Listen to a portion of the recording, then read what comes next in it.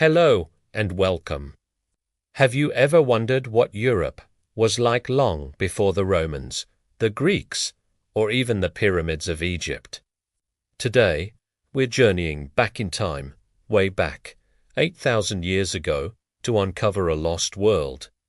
This isn't a story of kings and empires, but of a profound transformation that reshaped an entire continent and laid the groundwork for the world we live in today. We're going back to the dawn of a new era, a time when ancient hunter-gatherer traditions collided with a revolutionary new way of life, farming. This is the story of Europe in the making, a tale of migration, innovation, and survival that unfolded over millennia. So, get ready to explore ancient landscapes, forgotten cultures, and the very roots of European civilization. Let's rewind the clock and step into the world of 6000 BC. Picture a Europe almost unrecognizable. Much of the continent was covered in vast, dense primeval forests, a wild and untamed wilderness teeming with animals like aurochs. The giant ancestors of modern cattle, wild boar, and elusive deer. The coastlines were different, too. Sea levels were lower, connecting lands that are now separated by water. Britain, for example, was still attached to the European mainland by a land bridge known as Doggerland, a vast, low-lying plain that was a rich hunting ground for the people who lived there. These were the original Europeans, the Mesolithic hunter-gatherers. For thousands of years, their ancestors had thrived in this environment, living in small, mobile groups. Their lives were intricately woven into the natural rhythms of the seasons. They followed the herds, fished in the rivers, and gathered plants, nuts, and berries from the forest. Their toolkit was sophisticated, perfectly adapted to their lifestyle. They crafted delicate and sharp flint tools called microliths, tiny blades that could be set into wood or bone to create deadly arrows, spears, and harpoons. They built temporary shelters from wood, animal hides, and earth, often near rivers or coastlines where resources were abundant. We can see echoes of their existence in the archaeological record. Shell middens, which are huge mounds of discarded shells, tell us about their coastal diets. Ancient rock art hidden in caves and on rock shelters across Europe offers a glimpse into their spiritual world, depicting animals and abstract symbols whose meanings we can only guess at. These people possessed a deep, intimate knowledge of their environment. They weren't just surviving. They were thriving in a world that would seem incredibly harsh to us today.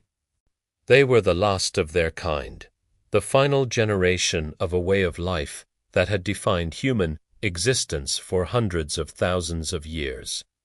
But on the horizon, a change was coming, a wave of innovation that was slowly making its way from the southeast. Meanwhile, thousands of miles away, in a region we call the Near East, something extraordinary had happened. In places like modern-day Turkey, Syria, and Iraq, people had figured out how to domesticate plants and animals. They had learned to cultivate wheat and barley and to raise sheep, goats, and cattle. This was the Neolithic Revolution, and it was one of the most significant turning points in human history. For the first time, people weren't just finding food, they were producing it. This allowed them to settle down in one place, build permanent villages, and support larger populations. This new agricultural lifestyle created a completely different kind of society. With a stable food supply, people could specialize in other crafts. They developed pottery to store their grain and liquids, weaving to make textiles from wool and flax, and built more substantial houses from mud brick and timber. There, social structures became more complex, and new religious beliefs emerged, often centered on fertility, the earth, and the cycle of the seasons. Around 7000 BC, some of these early farmers began to move. Why did they leave their established homes? Perhaps it was due to population pressure, climate change, or simply a spirit of adventure. Whatever the reason, they started a great migration that would change Europe forever. Small groups packed their essential belongings, gathered their seeds, and herded their livestock, setting out on a journey into the unknown lands to the west. Their initial route followed the path of least resistance, the sea. These weren't epic voyages across the open ocean, but more like island hopping and coastal trekking along the Mediterranean. They traveled in simple boats, moving from Cyprus to Crete, then on to the Greek mainland, southern Italy, and the islands of the western Mediterranean. With each stop, they established farming settlements, little outposts of this revolutionary new lifestyle. They cleared small plots of land, planted their crops, and built villages that looked very different from the temporary camps of the local hunter-gatherers. The spread of farming wasn't just a single wave. It was slow, creeping process that thousands of years to cover the entire continent. From the Mediterranean coast, it moved inland, following the major river valleys like the Danube and the Rhine, which acted as natural highways into the heart of Europe. As these first farmers moved, they encountered the native Mesolithic hunter-gatherers. So, what happened when these two vastly different cultures met? It's one of the biggest debates in European prehistory. Was it a violent clash, with farmers displacing or eliminating the local populations? Or was it a more peaceful process of cultural exchange and intermingling? The evidence suggests it was probably a bit of both, and it varied greatly from region to region. In Somarias, genetic and archaeological evidence points to a massive replacement of the population, where the incoming farmers' DNA quickly became dominant. It seems these newcomers simply outcompeted the hunter-gatherers. Their ability to produce more food per acre meant they could support much larger populations, eventually pushing the original inhabitants into more marginal, less desirable lands. But in other places, the story is more nuanced. It appears that local hunter-gatherers saw the benefits of this new way of life and decided to adopt it themselves. This wasn't an overnight switch. Imagine a hunter-gatherer group living near a new farming settlement. They might start by trading with the farmers, exchanging wild game or flint for pottery or grain. Over time, they might experiment with planting a few seeds themselves or herding a few animals, gradually incorporating these new techniques into their traditional lifestyle. This created unique hybrid cultures, blending old and new ways of life.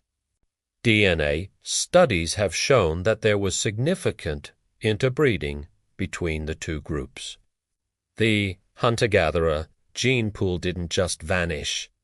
It was absorbed into the expanding farming population. So, many modern Europeans are the descendants of both these ancient groups, the pioneering farmers from the Near East and the indigenous hunter-gatherers, who had called Europe home for millennia. This genetic and cultural fusion is a key part of our shared European heritage. So, let's go back to our snapshot of Europe 8,000 years ago. Around 6000 BC, the continent was a fascinating mosaic of cultures. In the southeast, in places like Greece and the Balkans, farming was already well established. Here you would find bustling villages with permanent houses, fields of wheat and barley, and herds of sheep and goats.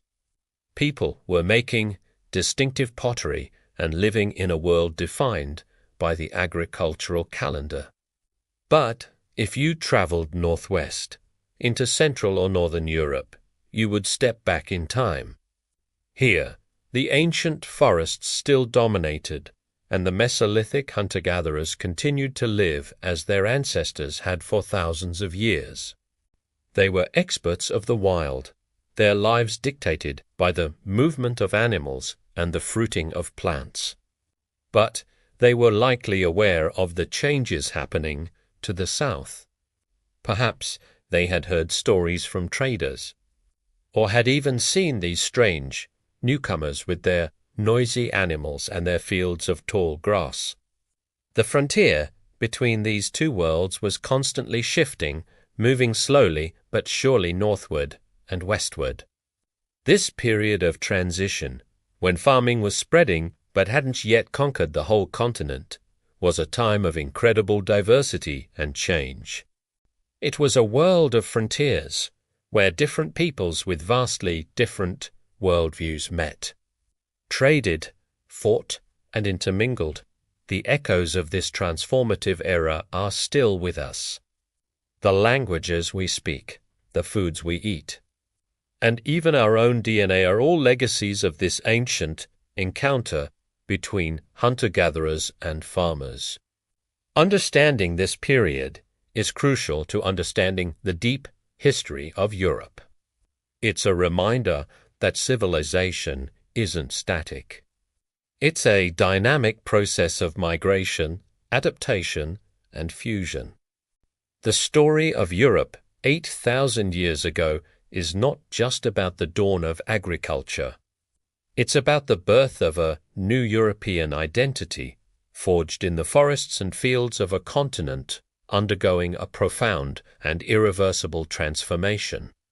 As we look back at this pivotal moment in history, it's amazing to think about the courage and resilience of those early pioneers, the first farmers who ventured into an unknown continent, and the last hunter-gatherers who had to adapt to a world that was changing forever beneath their feet. Their story is a fundamental chapter in the human journey, a testament to our species' incredible ability to innovate and transform our world. It laid the foundation for everything that came after, from the megalithic builders of Stonehenge to the great civilizations of the classical world and beyond. The roots of modern Europe run deep, reaching all the way back to this ancient meeting of two worlds. Thank you so much for joining me on this journey back in time. If you found this fascinating, don't forget to like, subscribe, and hit that notification bell so you don't miss our next exploration into the past. See you next time.